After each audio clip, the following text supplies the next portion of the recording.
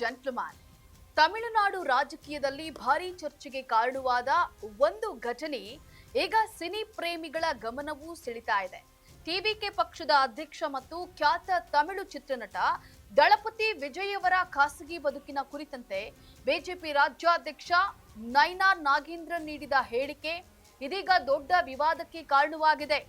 ಈ ಬಗ್ಗೆ ಇಲ್ಲಿದೆ ಡೀಟೈಲ್ಸ್.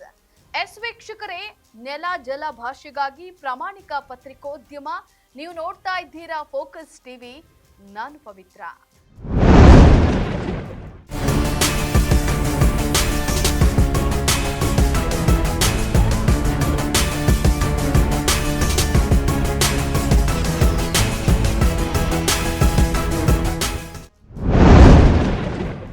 ಈ ಹಿಂದೆ ತಮಿಳು ನಟ ವಿಜಯ್ ಮತ್ತು ತ್ರಿಷಾ ಜೋಡಿಯ ಸಿನಿಮಾಗಳು ಸೂಪರ್ ಹಿಟ್ ಆಗಿದ್ವು.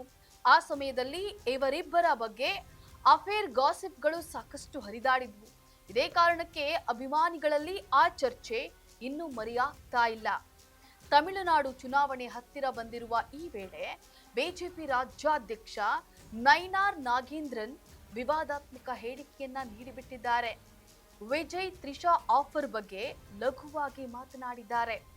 ಇವರ ಹೇಳಿಕೆಗೆ ನಟಿ ತ್ರಿಷಾ ಕೃಷ್ಣನ್ ಪ್ರತಿಕ್ರಿಯಿಸಿದ್ದು, ಉನ್ನತ ಹುದ್ದೆಯಲ್ಲಿರುವಂತಹ ವ್ಯಕ್ತಿಗಳಿಂದ ಯಾರ ಬಗ್ಗೆಯೂ ಕೂಡ ವೈಯಕ್ತಿಕ ಕಮೆಂಟ್ ಮಾಡಬಾರದು. ನನ್ನ ಬದುಕನ್ನ ಸಾರ್ವಜನಿಕ ಚರ್ಚೆಗೆ ಎಳೆಯೋದು ಸರಿಯಲ್ಲ.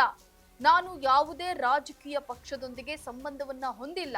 ರಾಜಕೀಯ ವಿಷಯಗಳಲ್ಲಿ ನಾನು ಸದಾ ತಟಸ್ಥ ಅಂತ ಹೇಳಿ ತಿಳಿಸಿದ್ದಾರೆ.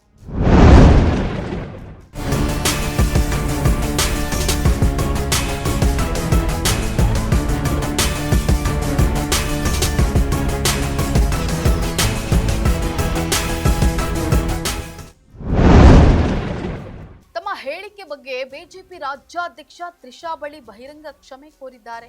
ಒಟ್ಟಾರೆ ರಾಜಕೀಯ ಟೀಕೆ, ಸಿನಿಮಾ ಗಾಸಿಪ್, ಸೆಲೆಬ್ರಿಟಿ ಹೆಸರು ಮೂರೂ ಸೇರಿ ಇದು ಪಕ್ಕಾ ಫಿಲ್ಮ್ ಡ್ರಾಮಾ ಆಗಿದ್ದು ತಮಿಳುನಾಡು ರಾಜಕೀಯದಲ್ಲಿ ಇದೀಗ ಹಾಟ್ ಟಾಪಿಕ್ ಆಗಿದೆ. ಇದಾಗಿತ್ತು ಈ ಹೊತ್ತಿನ ವಿಶೇಷ. ನೋಡ್ತಾ ಇರಿ ನೆಲ ಜಲ ಭಾಷೆಗಾಗಿ ಫೋಕಸ್ ಟಿವಿ.